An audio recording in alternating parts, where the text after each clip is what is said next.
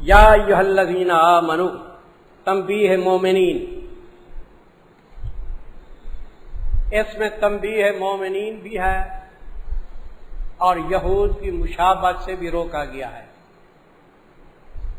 تنبیہ مومنین اور یہود کی مشابہت سے روکا گیا ہے۔ نبی کریم صلی اللہ علیہ وسلم کی خدمت میں بعض صحابہ آتے سیدھے سادے دیہات کے، اور کوئی بات سمجھ نہ آتی تو حضرت کی خدمت میں عرض کرتے رائنا، کیا عرض کرتے؟ رائنا۔ تو رائے ہے امر کا صیغہ، رعایت کر تو ہماری، نامن ہماری۔ اب یہودیوں کو موقع مل گیا، یہودیوں کی زبان میں رائنا کا معنی کیا ہوتا تھا؟ بے وقوف، تو انہوں نے بھی رائنا کہنا شروع کر دیا۔ اور بعض حضرات کہتے ہیں کہ یہودی رائے نہ کرتے لیم بالسنتہم، زبان کو مروڑ کے، رائینا کیا؟ عین کو کھینچا تو رائی کا معنی چرواہ ہمارا۔ تو یہود نے بری نیت سے یہ کلمہ کہنا شروع کیا تو اللہ تبارک و تعالی نے روک دیا کہ مومنو اب رائنا نہ کہا کرو، انظر نہ کہا کرو۔ کیا؟ انظر نہ کہا کرو۔ تو اس سے معلوم ہوا کہ فی نفس ہی ایک کام ہو جائز، فی نفس ہی ایک کام کیا ہو؟ جائز ہو، لیکن لوگ اس کو غلط استعمال کرنے لگے، سمجھے؟ تو پھر وہ بھی کیا ہو جاتا ہے؟ ناجائز ہو جاتا ہے۔ کیا ہو جاتا ہے؟ ناجائز۔ ایک 11ویں کی رات ہو نا، 11 کی رات، تو 11 کی رات اللہ کی رضا کے لیے اگر دودھ تقسیم کر دو اللہ کی نظر، کسی غریب کو پلا دو، فی نفسی جائز ہے نہیں۔ لیکن تم اگر دودھ تقسیم کرو گے نا 11 کی رات تو بریلوی کیا سمجھیں گے کہ محبوب سبحانی کی 11ویں دے رہا ہے، زیادہ بچ جاؤ۔ الصلاۃ والسلام علیکہ یا رسول اللہ صلی اللہ علیہ وسلم، حضرت کے روضے اطہر کے اوپر کہو تو کیا ہے؟ جائز ہے۔ اور ادھر بیٹھ کے کوئی عاشق اس نیت سے کہے کہ حضور سن نہیں رہے بلکہ یہ میرا درود حضور تک پہنچایا جا رہا ہے، تو فی نفسی علماء کہتے ہیں جائز ہے، لیکن تمہارے لیے جائز ہے یا نہ جائز ہے؟ تم کیسے بریلوی صاحبان کا دلیل پکڑیں گے کہ وہ مولوی منظور بھی پڑھ رہا تھا یا رسول اللہ۔ تو ایسے قیاس کرتے جاؤ، بہت سی چیزیں ایسی ہیں کہ فی نفسی مباح ہیں لیکن کبھی لغیر ہی ہو جاتی ہیں۔ کیا؟ اور فرمائیے۔ تو اس میں تنبیہ مومنین بھی ہے اور یہود کی مشابہت سے روکا گیا ہے کہ اب یہود نے رائے نہ کہنا شروع کر دیا، ان کے ساتھ مشابہت نہ کرو۔ اے ایمان والو نہ کہو تم رائے نہ، اور اس کے بجائے کیا کہو؟ انظرنا، ہماری طرف نگاہ فرمائیے، ہماری طرف واسمعوا، اور غور سے سنو۔ اگر حضور کی بات غور سے سنو تو تمہیں رائے نہ انظرنا کہنے کی ضرورت ہی نہ پڑے۔ بل الکافرین عذاب علیم، انجام بے ادبی۔ اچھا جی، بل الکافرین کا ہے جی انجام بے ادب جو ہے وہ کافر بن جاتا ہے یا نہیں؟ ہاں، بے ادب کافر ہے۔ نبی کریم صلی اللہ علیہ وسلم کا گستاخ کیا ہے؟ کافر ہے۔ اور واسطے کافروں کے عذاب دردناک ہے۔ ما یود الذین کافروا حسد یہود، یہود کے حسد کا بیان، حسد یہود۔ فرمایا کہ یہودی تمہارے دشمن ہیں، تمہارے اوپر جو کتاب نازل ہو رہی ہے، وحی آ رہی ہے، یہودی اس کو برداشت کرتے ہیں؟ وہ کہے گا ہمارے ہاں نبوتی وحی سیدھا کیوں چلی گئی؟ نہیں چاہتے کافر لوگ، چاہے اہل کتاب میں سے ہوں، من بیانیہ ہے، چاہے وہ کافر کس سے ہوں؟ اہل کتاب سے ہوں، چاہے مشرکین میں سے ہوں، وہ نہیں چاہتے کہ یہ کہ اتاری جائے تمہارے اوپر کوئی خیر تمہارے رب کی طرف سے۔ یہاں خیر سے مراد کیا ہے؟ وحی۔ حالانکہ اللہ خاص کرتا ہے اپنی رحمت کے ساتھ جس کو چاہتا ہے، اور اللہ تعالیٰ صاحب فضل بڑے گا۔ میرے محترم، ما ننسخ من آیت، اس کا ایک تو ہے ماقبل کے ساتھ رب، دوسرا اس کا ہے شان نزول۔ ماقبل کے ساتھ ربط اس کا یہ ہے کہ پہلے وہ رائنا کہتے تھے تو اللہ تعالیٰ نے رائنا کو منسوخ کر دیا نہیں، کیا فرمایا؟ انظرنا۔ تو ما ننسخ یہ ربط ماقبل کے ساتھ ہو گیا۔ تو اللہ فرماتے ہیں کہ جس حکم کا ہم منسوخ کر دیں اس سے بہتر حکم لاتے ہیں۔ تو رائنا سے انظرنا بہتر ہے یا نہیں؟ اور رائنا کے اندر تو خرابی کرتے تھے اور انظرنا کے اندر وہ خرابی نہیں کر سکتے، یہی فرمایا۔ یہ تو ہے ما ننسخ من آیات او ننسها نات بخیر منها او مثلها۔ اور دوسرا یہ ہے ازالہ شبہ ہے، یہ ما ننسخ ازالہ شبہ لکھو۔ کفار مشرکین اور یہود نے نبی کریم صلی اللہ علیہ وسلم پہ اعتراض کر دیا کہ یہ قرآن پاک اللہ کی کتاب نہیں ہے۔ کیوں؟ اس لیے کہ قرآن پاک میں ایک حکم آتا ہے، چند دن کے بعد اس کو کیا کر دیا جاتا ہے؟ تبدیل کر دیا جاتا ہے۔ نسخ ہے نا قرآن میں، آگے بتائیں گے ہم۔ اگر اللہ کی کتاب ہوتی تو حکم منسوخ نہ ہوتا۔ تو جب ایک حکم نازل ہوتا ہے پھر اس کو تبدیل کر دیا جاتا ہے، منسوخ کر دیا جاتا ہے، تو معلوم ہوا کہ اللہ کی کتاب نہیں۔ تو دلیل کیا دیتے تھے کہ معلوم ہوا کہ جو پہلا آرڈر دیا تھا حکم غلط تھا۔ کیا تھا؟ غلط تھا۔ اور دوسرا حکم کیا ہے؟ صحیح ہے۔ تو اللہ تعالیٰ تو غلطی سے کیا ہے؟ کیا اللہ تعالیٰ کو پتہ نہیں تھا کہ یہ میں آرڈر دے رہا ہوں چند دن کے بعد اس کو میں ختم کر دوں گا؟ تو اس کا جواب سنیے، غور کریں۔ مجھے ایک آدمی کہتا ہے کہ فلاں بزرگ کراچی کے اندر آئے ہیں، کوئی پنجاب کے بزرگ، لیکن وہ بولتا جھوٹ ہے۔ کیا بولتا ہے؟ جھوٹ بولتا ہے۔ میں مان لیتا ہوں، میں بھی تمہیں کہہ دیتا ہوں کہ پنجاب کے فلاں بزرگ کراچی کے اندر آئے، اس نے جھوٹ بولا، اس کی نقل کر کے میں نے بھی جھوٹ بول دیا۔ پھر گھنٹے دو کے بعد میں کہتا ہوں اور میاں وہ بات تو غلط تھی، کسی نے مجھ سے جھوٹ بولا، اب تبدیل کر لو اس بات کو کہ وہ عالم نہیں آئے۔ ٹھیک ہے نا؟ تو میں نے غلط فہمی کی بنا پہ ایک بات کہی تھی اور اس کو تبدیل کر دیا، یا نسیانن بھول گئے، نسیانن کوئی بات کرو، پھر آدمی کہتا ہے میں نے بھول کے بات کی تھی تو اس کو تبدیل کرو۔ تو قرآن پاک کے اندر جہالت کی وجہ سے اور نسیان کی وجہ سے نقص نہیں ہوتا، جہالت اور نسیان کی وجہ سے نقص نہیں۔ قرآن پاک کے نقص کی مثال میں آپ کو بتاتا ہوں۔ آپ ایک ڈاکٹر کے پاس جاتے ہیں، ڈاکٹر آپ کے لیے کیا لکھتا ہے؟ نسخہ تجویز کرتا ہے، ٹھیک نا؟ کہتا ہے یہ نسخہ آپ نے ایک ہفتہ استعمال کرنا ہے، پھر میرے پاس آ جا۔ استعمال کیا، پھر چلے گئے ڈاکٹر کے پاس، ڈاکٹر نے اس نسخے کو کاٹا دے دیا، کاٹتا گیا، با ایک دو دوائیں اور لکھ دی۔ تو آپ کہیں گے واہ جی ڈاکٹر صاحب، یا تو پہلا نسخہ غلط ہے یا دوسرا نسخہ غلط ہے، پہلے تو وہ نسخہ دیا تھا، اب کاٹا ماٹا کر کے دوسرا نسخہ دے دیا۔ تو ڈاکٹر پہ آپ اعتراض کر سکتے ہیں؟ ڈاکٹر کہے گا آپ کی طبیعت کے موافق پہلے وہ دوائیں تھیں، اب علاج کے بعد اب طبیعت کے موافق کیا ہیں؟ یہ دوائیں ہیں۔ تو قرآن پاک میں جو نسخ ہے وہ اسی قبیلے سے ہے یا پہلے قبیلے سے ہے؟ پہلے اسی قبیلے سے۔ اب تو اعتراض نہیں کرو گے۔ ابتدا اسلام کے اندر مسلمانوں میں چونکہ روزے کی عادت نہیں تھی، کفر سے اسلام ہے، اس لیے اللہ تعالی نے فرمایا وَعَلَى الَّذِينَ يُطِيقُونَهُ فِدْيَةٌ طَعَامُ مِسْكِينٍ، جن میں طاقت ہے چاہے وہ روزہ رکھیں چاہے کیا فدیہ دیں۔ وہ عادت جو نہیں تھی روزے کی، اجازت تھی، فدیہ بھی دے سکتے ہو، روزہ بھی دے سکتے، 2 سیر چاہے گندم دے دو تو کوئی حرج نہیں، روزہ نہ رکھو۔ لیکن بعد میں یہ حکم منسوخ ہوا ہے نہیں، کیوں؟ اس لیے کہ احکام کا رسوخ ہو گیا، پختگی ہو گئی، عادت بن گئی، اب روزہ رکھنا پڑے گا۔ تو یہ نسخ کس قبیلے سے ہے؟ دوسرے قبیلے سے ہے یا پہلے قبیلے سے ہے؟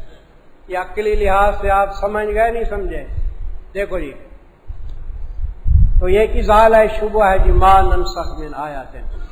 یہ ما کے بعد جو من ہے نا یہ من بیانیہ ہے اور آیات کس کا بیان ہے؟ ما کا. تو یہ آیت کا معنی کہاں کرو گے؟ یہ ما کے اندر آیت ہے نا من بیانیہ ہے اور یہ آیت بیان کس کا ہے؟ ما کا. تو ہم معنی یوں کریں گے کہ جس آیت کو ہم منسوخ کر دیں، اب سمجھ آ گیا؟ جس آیت کو ہم کیا کر دیں؟ منسوخ کر دیں، اور ننسہا یا اس آیت کو بالکل بھلوا دیں. اس آیت کو کیا کر دیں؟ تو ایک ہے منسوخ کرنا، دوسرا کیا ہے جی؟ بھلوا دینا. منسوخ کرنے کے دو طریقے ہیں.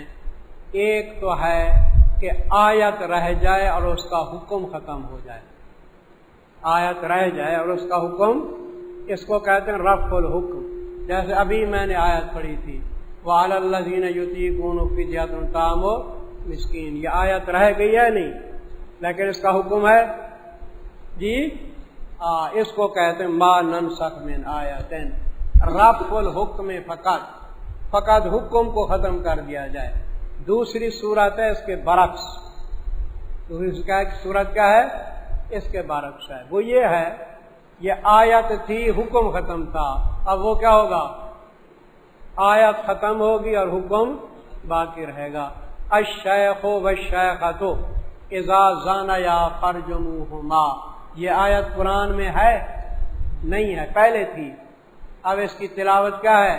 ختم ہے لیکن حکم باقی ہے نہیں. اور شادی شدہ مرد عورت کا کیا جاتا ہے؟ رجم کیا جاتا ہے. الشیخ والشیخۃ اذا زانیا فرجموہما. کہ نفس کے کتنی قسم ہو گئے؟ دو. پہلا حکم کیا تھا؟ نفس کا قسم رفع الحکم فقط. دوسرا کیا تھا؟ رفع التلاوت فقط، حکم باقی رہ جائے.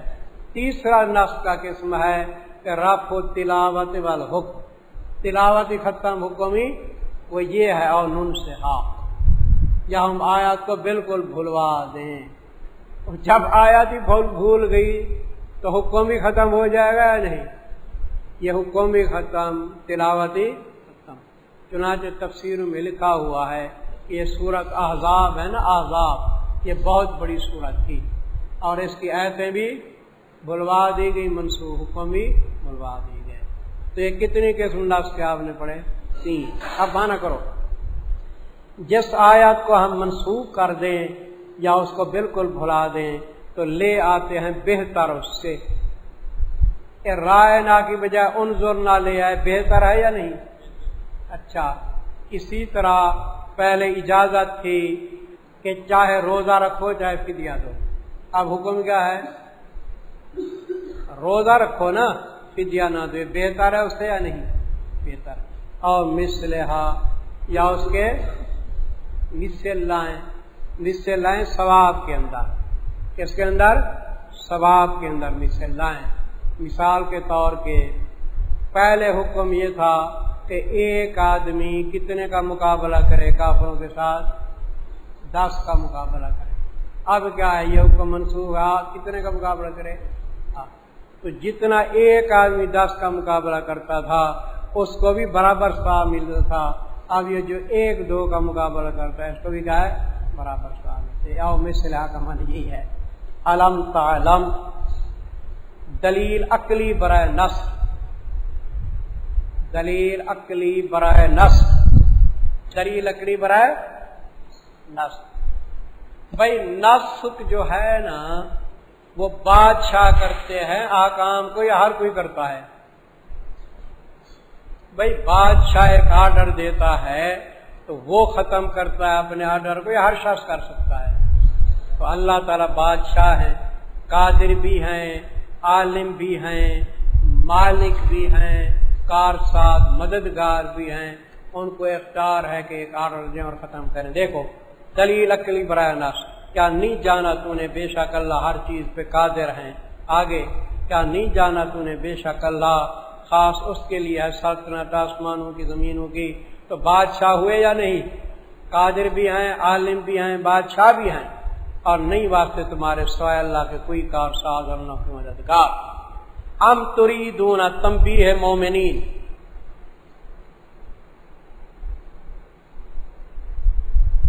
اس کے اصل دو شان نزول ہیں، ایک لحاظ سے تنبیہ مومنین ہے اور دوسرے لحاظ سے کیا ہے، زجر یہود ہے۔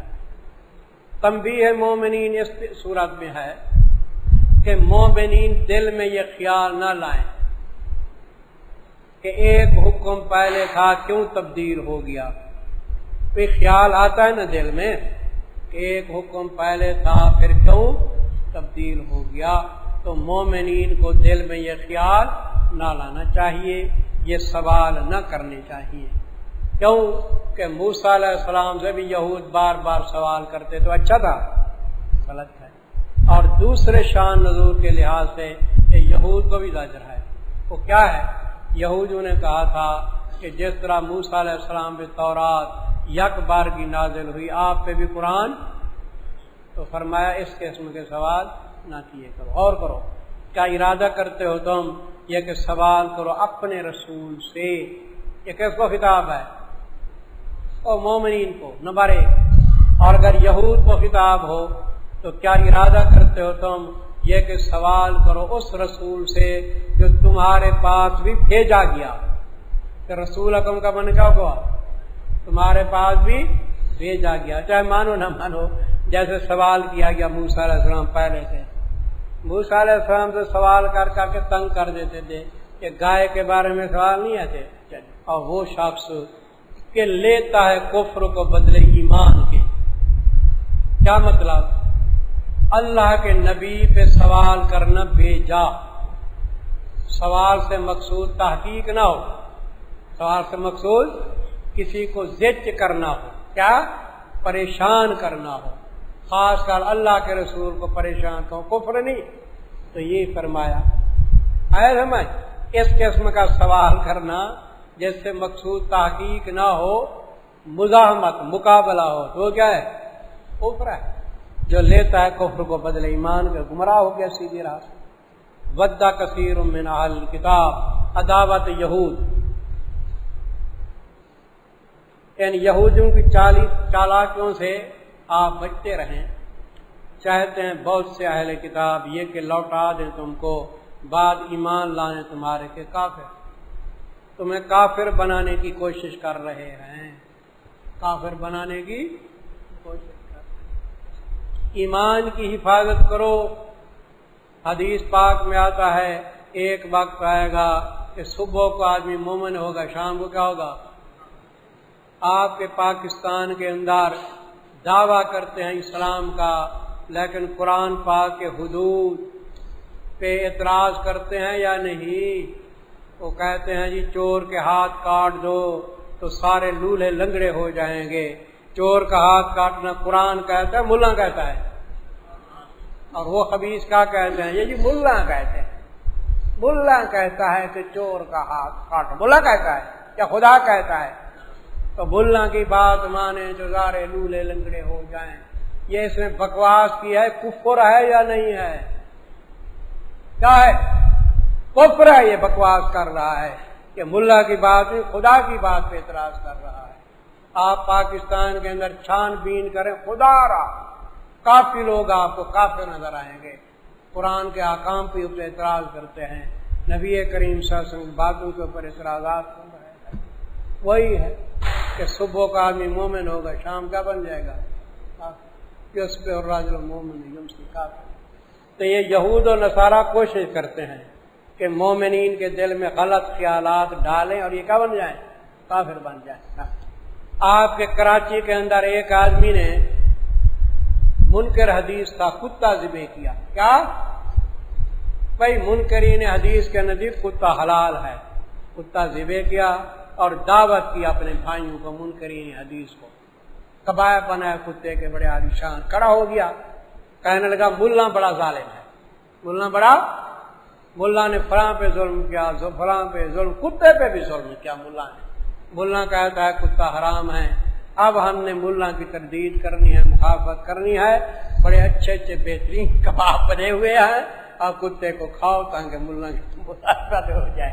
اب کتے کو کہو کھائے، تو نے تو گالیاں شروع کر دیا، تو کتا کھلاتا ہے، کسی نے کرسی اٹھا کے ماری، آپس میں جنگ پڑ گئی، یہ ملا کی مخالفت کر رہے، خدا نے اس کا بیڑا غرق کر دیا۔ علماء دین کی مخالفت کرنے والوں کا یہ حال ہوتا ہے، اللہ کی مخالفت کر رہا ہے، کہاں پہنچ گئی؟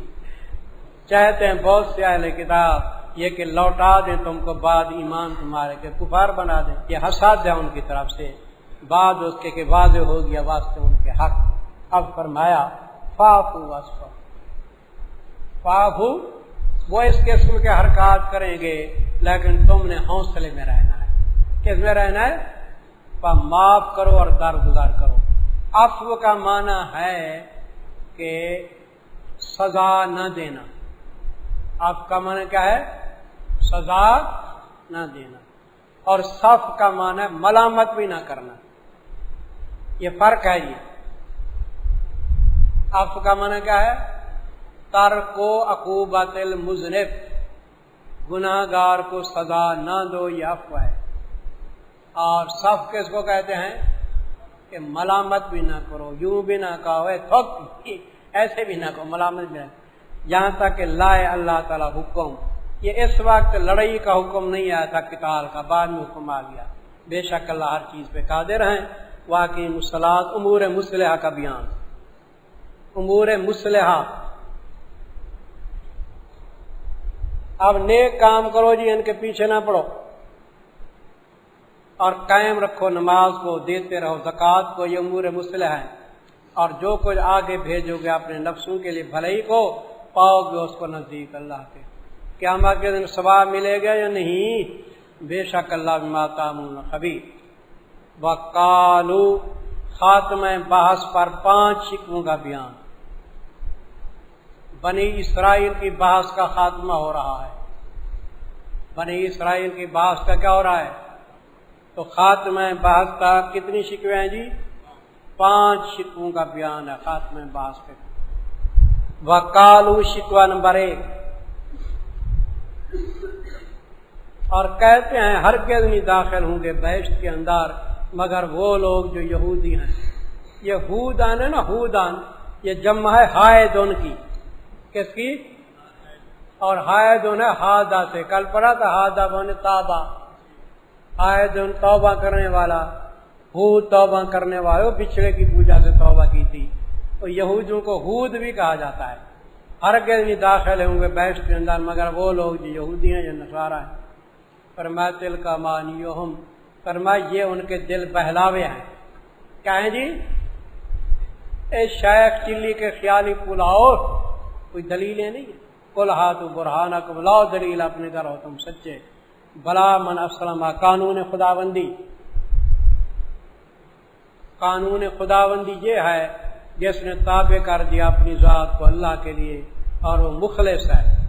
محسن کا معنی دل میں اخلاص ہے۔ فَلَهُ أَجْرُهُ عِندَ رَبِّهِ وَلَا خَوْفٌ عَلَيْهِمْ وَلَا هُمْ يَحْزَنُونَ، خوف اور حزن کا فرق پڑا یا نہیں؟ اچھا جی، وقالت الیہود، شکوہ نمبر 2۔ میرے محترم، یہ نصارہ نجران ہے حضور کے ساتھ مناظرہ کرنے کے لیے، تو مدینے کے یہودی بھی ساتھ آ گئے، ان کی امداد کے لیے آئے، لیکن آپس میں لڑ پڑے۔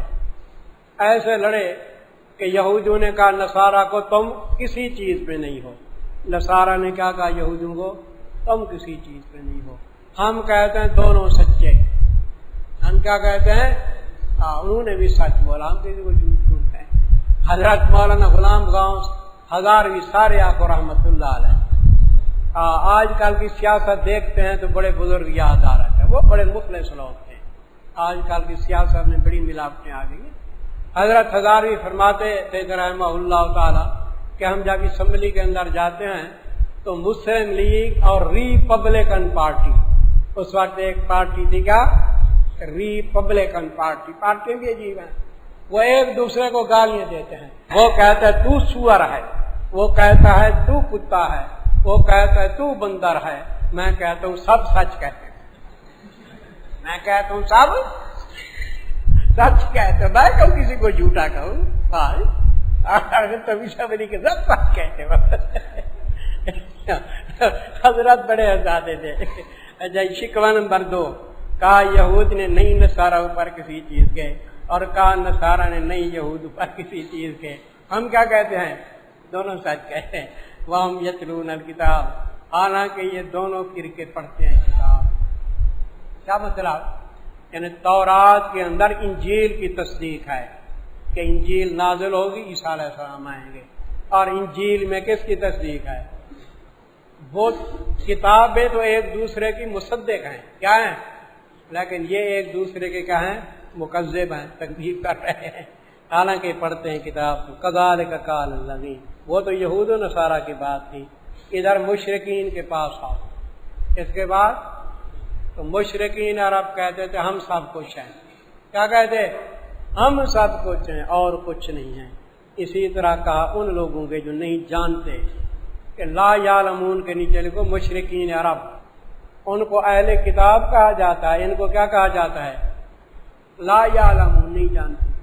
इसी तरह कहा उन लोग जो नहीं जानते, मिसला कौल है, उन जैसी बात, फल्लाहु याकुम बैनहुम, अल्लाह ताला अमली फैसला करेंगे।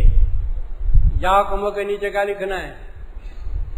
अमली फैसला। मैं समझाता हूं भाई, ये दुनिया के अंदर अमली फैसला होता है या इस्तिदलाली फैसला? इधर दलीलें हम देते हैं, इस्तिदलाली फैसला होता है। कोई हक पे आ गया, कोई बातिल पे। क़यामत के दिन क्या होगा? जो अहले हक हैं बहिश्त में, दोस्त की दोज़ख में तुम लोग, तो अमली फैसला हो गया नहीं?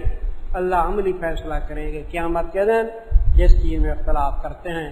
वमन अज़लम, शिकवा आम, ये तीसरा शिकवा है आम।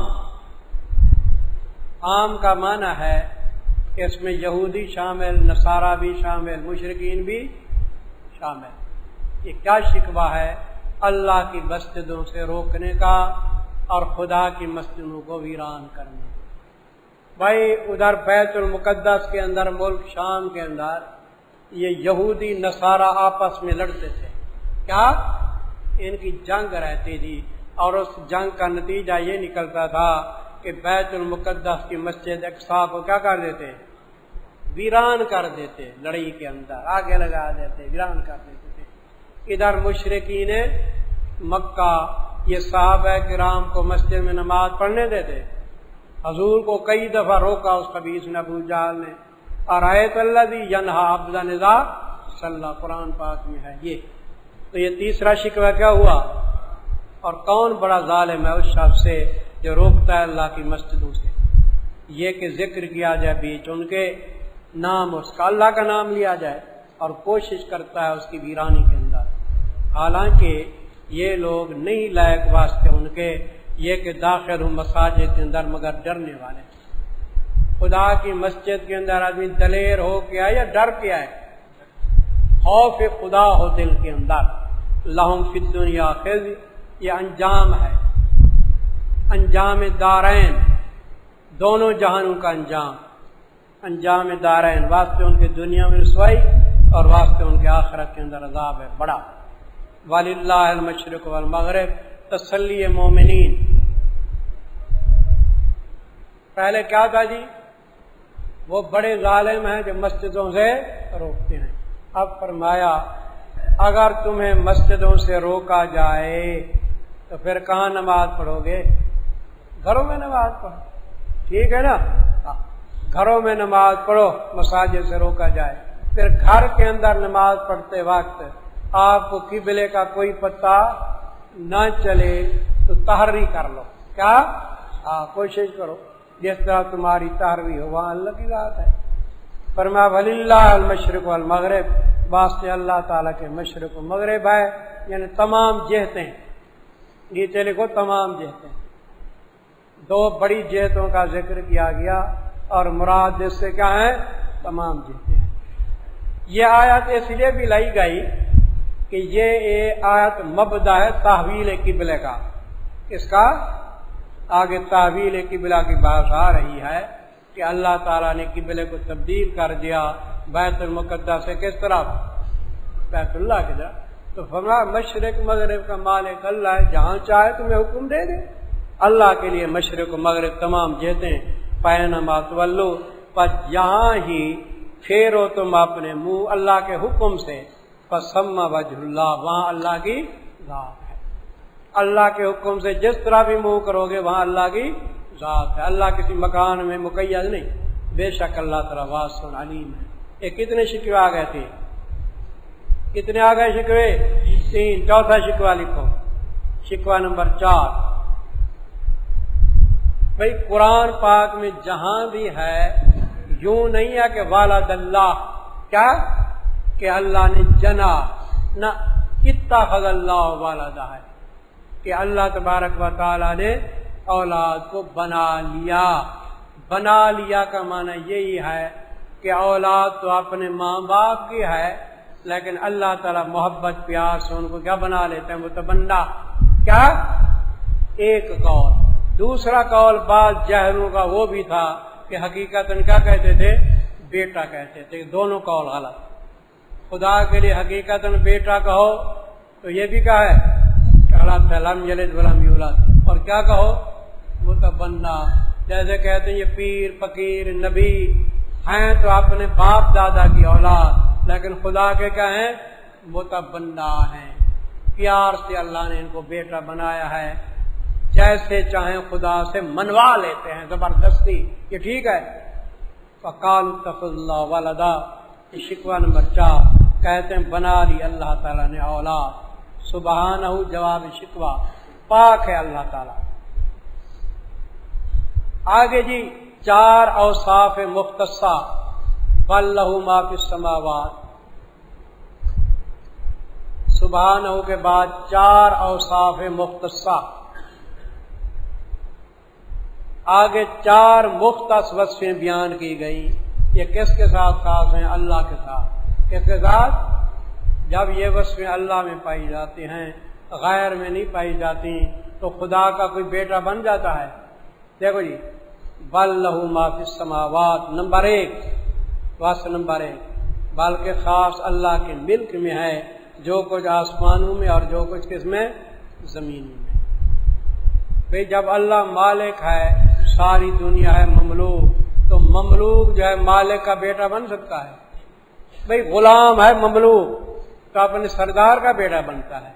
سردار کا بیٹا تو سردار کا حصے دار ہوتا ہے، کیا؟ جائیداد کے اندر۔ فرمایا ساری چیزیں اللہ کی مملوک ہیں۔ کل اللہ قانتون، یہ نمبر 2 ہے۔ سب کے سب اللہ کے عبادت گزار ہیں، سب عابد ہیں۔ اللہ کیا ہیں؟ معبود ہیں۔ عابد معبود کا بیٹا نہیں بن سکتا۔ بدیع السماوات نمبر 3، اللہ خالق ہیں، باقی سب مخلوق ہیں۔ موجد ہیں، بدیع کا معنی نئے سرے سے پیدا کرنے والے، موجد ہیں آسمانوں کے، زمین کے۔ وَإِذَا قَضَىٰ أَمْرًا، یہ نمبر کتنے ہیں جی؟ 4۔ جب فیصلہ فرماتے ہیں کسی کام کا تو اس کو فرماتے ہو جا، فَهُوَ يَكُونُ۔ یکون اصل میں کیا ہے؟ فَهُوَ يَكُونُ۔ اللہ تعالیٰ فرماتے ہیں ہو جا، فوراً کام ہو جاتا ہے۔ تو کن فیکون کا مالک کون ہے؟ یہ 4 اوصاف اللہ کے ساتھ خاص ہیں، غیر میں نہیں پائے جاتے۔ لہذا غیر خدا کا نہ بیٹا بن سکتا نہ شریک۔ وقال الذین لا یعلمون، یہ شکوہ نمبر 5 ہے، عام۔ شکوہ نمبر 5 یہ عام ہے۔ کہتے ہیں وہ لوگ جو نہیں جانتے، کیوں نہیں بات کرتا ہمارے ساتھ اللہ؟ پہلے کس نے کہا تھا؟ او یہود نے کہا تھا۔ اب کون؟ مشرکین بھی ہو گئے ساتھ، تو عام ہوا یا نہیں؟ کہتے ہیں یہ لوگ کہ کیوں نہیں بات کرتا ہمارے ساتھ اللہ؟ او تاتینا آیا، یا آئے ہمارے پاس کوئی دلیل۔ یہ اعتراض کی 2 شکیں ہیں یا نہیں؟ ایک شک کیا ہے کہ اللہ ہمارے ساتھ بات کرے، دوسری شک کیا ہے؟ کوئی دلیل ہے۔ فرمایا پہلا سوال تو غلط۔ سوال کی پہلی شک کیا ہے؟ خدا انبیاء سے بات کرتے ہیں، ہر ایک کے ساتھ بات نہیں کرتے، وہ اہم کانہ سوال ہے، اور جواب اہم کی آمد سکوت، اس کے جواب دینے کی ضرورت نہیں۔ باقی دوسری شک دلیل مانگتے ہو تو حضور کی نبوت کے اوپر ایک دلیل ہے، بہت سے دلائل ہیں، تم ایک مانگتے ہو، ہم نے بہت دلائل دیے۔ دیکھو جی تو جواب سوال کی کتنی شکیں تھی؟ ایک تو ہے لولا یکلمنا اللہ، دوسری شک او تعطینا، پہلی شک کا جواب دیا گیا کیونکہ اہم کانا سوال کا کیا اس کے جواب دینے کی ضرورت نہیں ہے۔ اے سمجھ کیا فرمایا؟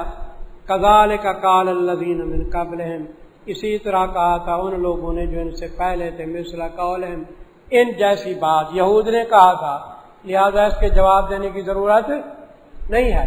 دوسری شک وہ آگے آ گئی ہے، تشابہت قلوبہم، ان کے دل آپس میں مشابہ ہیں، جیسے ان کا سوال تھا ایسے ان کا سوال ہے، پرانی چال بے ڈھنگی جو پہلے تھی وہ اب بھی ہے۔ قد بینا الآیات، یہ کس شک کا جواب ہے؟ شک ثانی کا۔ تم ایک دلیل مانتے ہو، ہم نے حضور کی صداقت میں بہت سے دلائل نازل کیے تاکہ بیان کیا ہم نے دلائل ان لوگوں کے لیے جو یقین کرتے ہیں، لیکن تم یقین کرنے والے نہیں ہو۔ انا ارسلناک بالحق، تسلی خاتم الانبیاء۔ حضرت آپ مغموم نہ ہوں، یہ ایسے اوٹ پٹانگ سوال کرتے، آپ مغموم نہ ہوں، تسلی، بے شک بھیجا ہم نے آپ کو ساتھ حق کے، بشیر و نذیر بنا کے۔ آپ بشیر کن کے لیے ہیں؟ مومنین کے، نذیر کفار کے لیے، اور نہ سوال کیے جائیں گے آپ دوزخ والوں سے۔ قیامت کے دن آپ سے یہ سوال نہیں ہوگا کہ یہ دوزخی کیوں بنے، یہ کافر کیوں بنے، آپ نے تو دلائل سے سمجھا دیا ہے نا، اب اپنا آپ ولن ترضی عنک الیہود، تنبیہ خاتم الانبیاء۔ اللہ تعالیٰ اپنے نبی کو فرما رہے ہیں کہ یہود و نصارہ تم سے کبھی راضی، وہ جب حضور سے راضی نہ ہوئے ہم سے راضی ہوں گے؟ 100 چاپلوسی کرو تم امریکہ و برطانیہ کی، یہ کبھی تم سے راضی نہیں ہوں گے۔ ہاں اس وقت راضی ہوں گے کہ تم یہودی بنو، کیا تم نصارہ بنو۔ دیکھو تنبیہ خاتم الانبیاء، اور ہرگز نہیں راضی ہوں گے آپ سے یہودی نہ نصارہ جہاں تک کہ تابع ہو تو ان کے مذہب۔ آپ فرما دیجئے بے شک ہدایت اللہ کی وہ ہدایت ہے، خود اللہ کے نیچے لکھو اسلام۔ اللہ نے جو ہدایت بھیجی ہے وہ کیا ہے؟ تو ہدایت اسلام میں بند ہے یا اور جگہ بھی ہے؟ آج کل ایک تحریک ہے، وہ کیا کہتے ہیں؟ دیکھو یہودیوں کو برا نہ کہو، یہودیوں کو برا نہ کرو، آخر ان کا مذہبی تو آسمانی ہے، ایسے خبیث کہتے ہیں۔ نصارہ کو برا نہ کہو، آخر ان کا مذہبی کیا ہے؟ آسمانی ہے، عیسیٰ علیہ السلام لائے تھے۔